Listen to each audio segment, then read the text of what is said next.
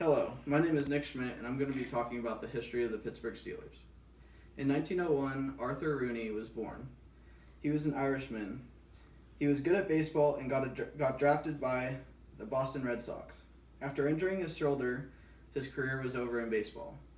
He wanted to continue a career in professional sports, and one day he was at the racetracks and won $2,500 and ended up purchasing a franchise for Pittsburgh. He named this franchise the Pirates after the baseball team. In their first season, the Pirates had a losing record and were one of the worst teams. For the rest of the 30s, they ended up having losing records. In 1941, Rooney announced a new head coach, Bert Bell, and they changed the name of the Pirates to the Steelers to give them a new sense of to rebuild. In 1942, they had their first winning season. For the next 13 years, they only had 3 more winning seasons, and none of them were better than the first. In 1955, the Steelers cut Johnny Unitas for apparently not remembering plays. Unitas went on to lead Baltimore to 3 championships in his Hall of Fame career. Until 1962, they had all mediocre seasons. In 1962, they went 9-5 and had their first playoff berth. They lost in the first round 17-10. In 1969, Chuck Noll was the new head coach. His philosophy was rebuilding the team over a period of years through drafting good players in the draft. His first draft as head coach was Joe Green, a defensive tackle. They named him, his nickname was Mean Joe Green. This was in 1969. They went 1-13, but they did not lose their drive to become a championship team.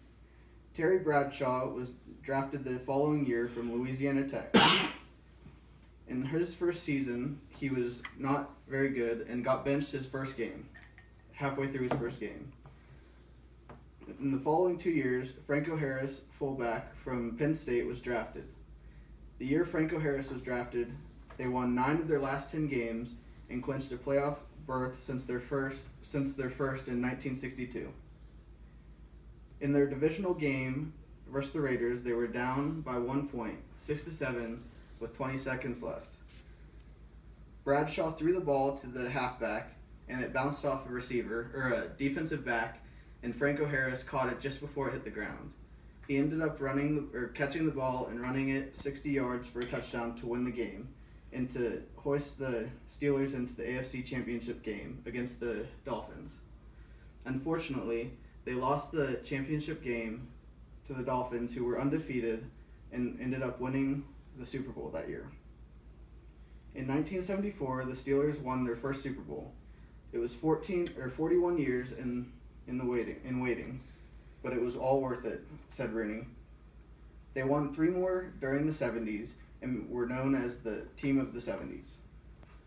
In the 80s, the Steelers had a rocky decade, and Rooney died in the beginning of the 90s. Bill Cowher took over head coach, and in his first season went 11-5 and won Coach of the Year. They made the playoffs the next few years, but could not make the Super Bowl. They lost key players, but gained a good running back in Jerome Bettis. People called him the Bus because of his size and speed. They still could not make the Super Bowl, but they were getting there. They drafted Ben Roethlisberger, or Big Ben, from Miami of Ohio. In Week 5 of his rookie season, he took over and ended up leading the Steelers to 2 more Super Bowls, one in 2006 and one in 2009. His 2006 Super Bowl was under head coach Bill Cowher, and his 2009 Super Bowl was under Mike Tomlin. Mike Tomlin is now the coach of the Steelers and has been for the last 9 years. The Steelers have the most Super Bowl wins with 6 trophies. Tomlin and Big Ben still are leading the team to the playoffs and keeping them on the elite team year after year. And this will continue hopefully for the future.